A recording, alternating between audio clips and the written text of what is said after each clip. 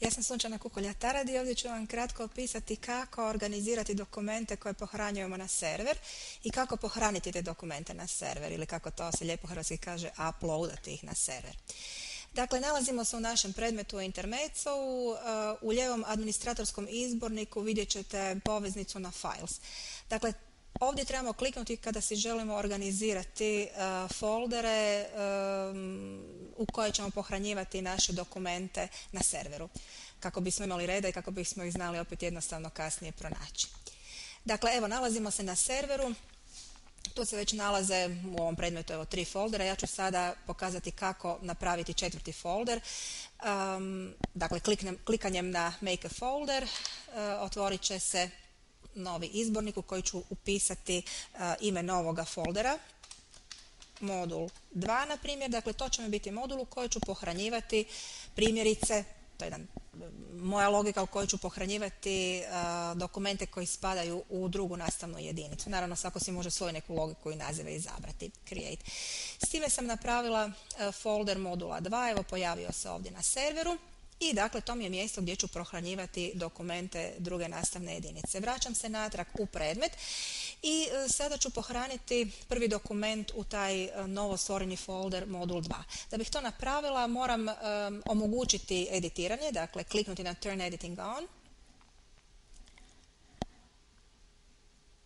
Pojavit će mi se novi izbornici, otići u drugu nastavnu jedinicu u koju želim pohraniti novi dokument, uploadati novi dokument. Kako ću to napraviti? Tako što ću iz ovog izbornika Add Resource odabrati Link to a file or a website.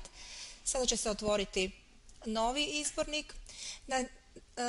Napisati ću ime dokumenta kojeg želim tu pohraniti, opis predmeta, primjerice, i odabrati ću sa svog lokalnog računala dokument koji želim pohraniti u modul 2. Klikanjem ovdje Choose or Upload the file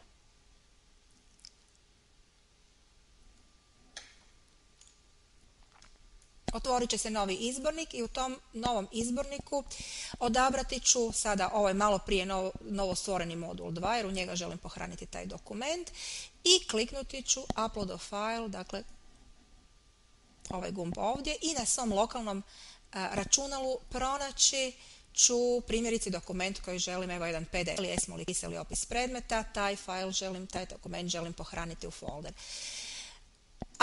Klikanjem Upload this file, PDF dokument će sa mog računala pohraniti se u folder modul 2, evo ga ovdje, na serveru.